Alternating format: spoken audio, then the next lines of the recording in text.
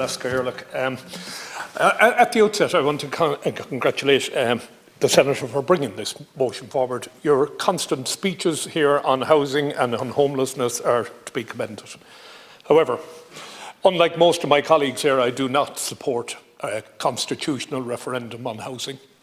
I think it's a nonsense, complete waste of time. Senator McGahan, in his address there a few moments ago, brought us down to the street, to the ordinary 30-something-year-old who's trying to buy a house.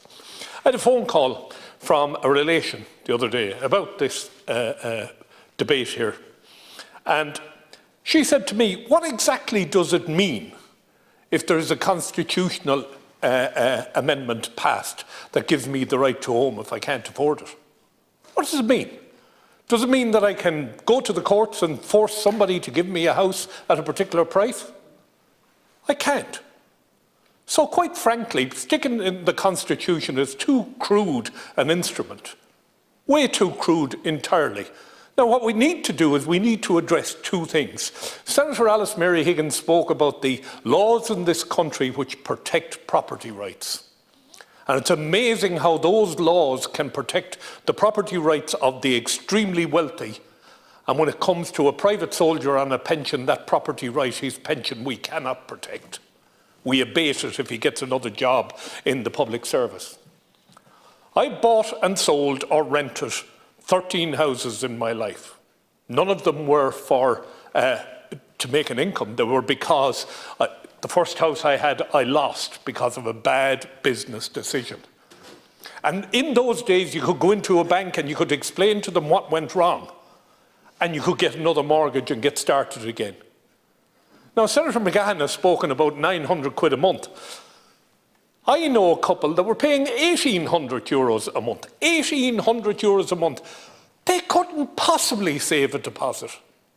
But our central bank says if you don't have the money, you can't. If you don't have a deposit, you can't buy a house. Now, Minister, that's where we need to start, with the law.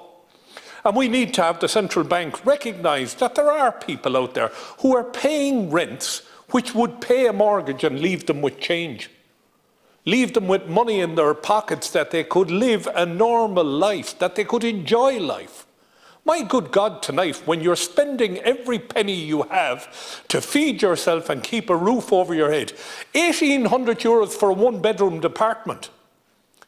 And don't you worry about it. We'll look after the property rights of the individual who owns the apartment.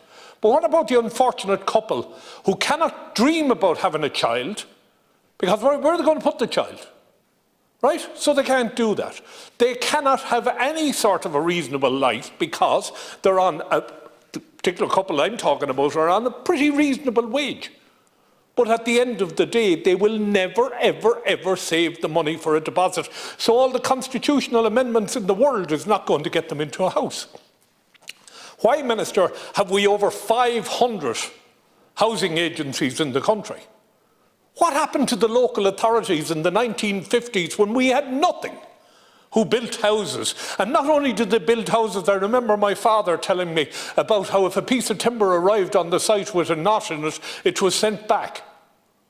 Our local authorities built the finest houses, and I think Senator Cassell's adverted to that in his speech. They built the finest of houses, and we accommodated people in the finest of accommodations.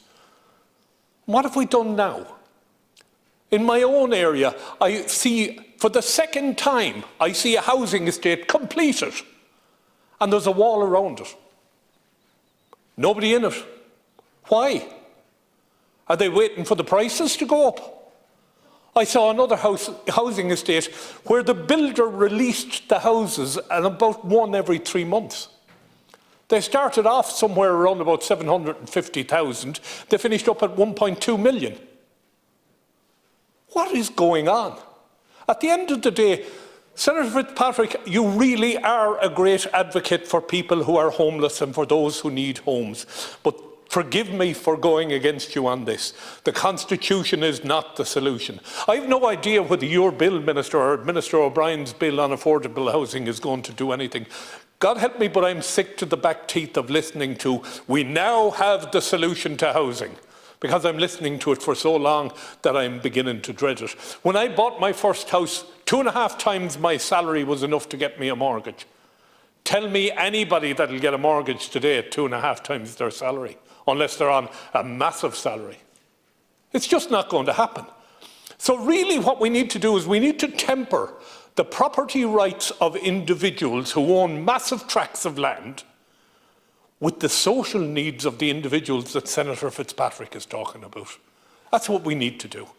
And the Constitution, when we catch up to the demand that there is in the country, when we have started to house the people that are in the country, then let's put in a constitutional referendum to the right to housing and make sure everybody from here on out has the right to housing. Senator McGahan is correct. If there's a little bit of a shady side to your employment that you might lose your job by way of an election, oh, you're not getting a mortgage of us because we want somebody who is blueprinted, guaranteed for the future. So, Minister, you have a massive job ahead of you. And they used to talk about health being the Angola. I'm afraid housing is the Angola now. I wish you and your colleagues the very best. And I apologise to Senator Fitzpatrick for rejecting her constitutional side to this particular argument. But you are a decent person who wants the best for people, and I accept that.